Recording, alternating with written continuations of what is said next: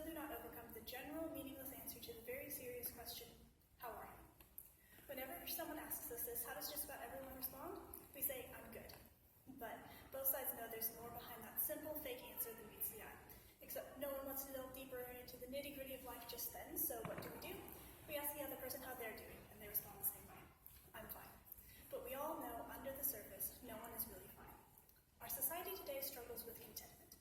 Whether you're miserable at your job, struggling to get by, too busy with no time for yourself, bored because you're not busy enough, or any number of things, it seems like the average person is not really content. Despite our society doing everything it can to advance in areas that will make this very pursuit all the easier to obtain. Often you hear about happiness and success along with contentment, but these words are by no means interchangeable.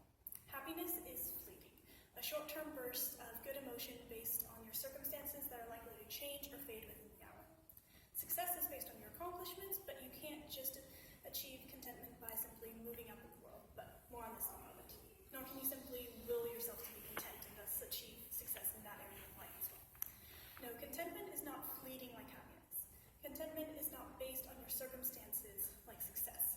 Contentment is long-lasting, and it exists as a part of you, but almost separate from you in that it does not depend on where you are, who you're with, what you're doing with your life, or how successful you are. It is elusive, but incredibly important. Think about it. What would a perpetually content society look like? Would there be more friendships between those who are vastly different from each other because people weren't looking to those like themselves for affirmation? Would there be more people stopping and helping each other because they were not in such a worried rush to get to the next destination? Would there be less poverty because people were content to give away what they have because they're okay with having less? Would, dare I say it, would there even be an contentment with being poor? Perhaps. You'll have to make up your own mind about this.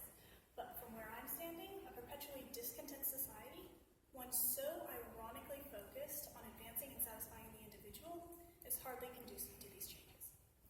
William Barclay states in his article on FamilyLife.com, human beings always seem to want what they cannot have.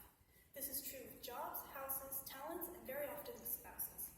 The job we have never seems good enough, and the ideal job seems just out of reach.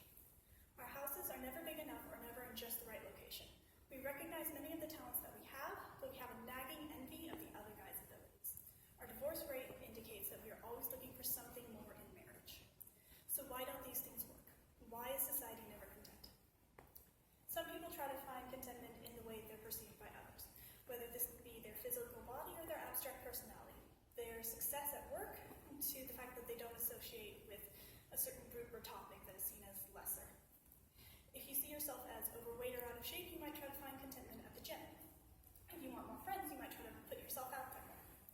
If you want to be recognized for the work you do, you might put a lot of effort into your daily assignments.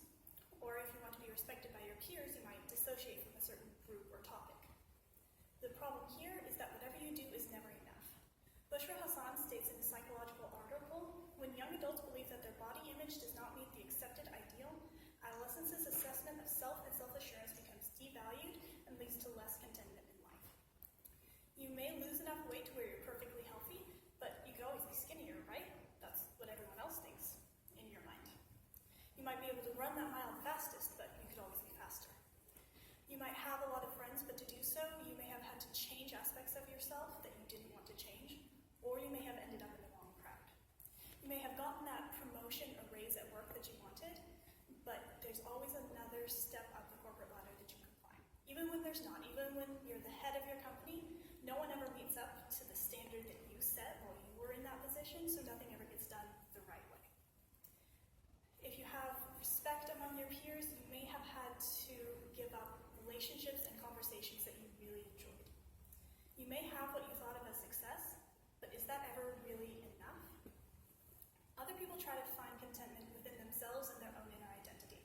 But Jordan McKenzie states in her scholarly journal on social behavior, identity, like happiness, does not make you a good person, nor will it give you something to be proud of. You may love every bit of yourself, but this doesn't mean that you're right to do so, or that anyone else will do so either.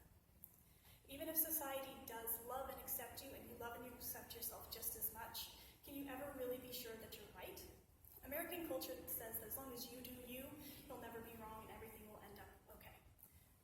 much longer-standing saying says that no man is an island. You may be able to do you, but eventually you're going to have to come off of your self-made pedestal and ask for help or affirmation. What happens to your identity then? Even if you try to find contentment in helping others, doing volunteer work, etc., there will always be more people that need help, and you'll never be able to help all of them on your own. Contentment cannot be taken from others any more than it can be found in yourself. Otherwise, friendships and affirmation would be all that we ever needed. Contentment cannot be found within you.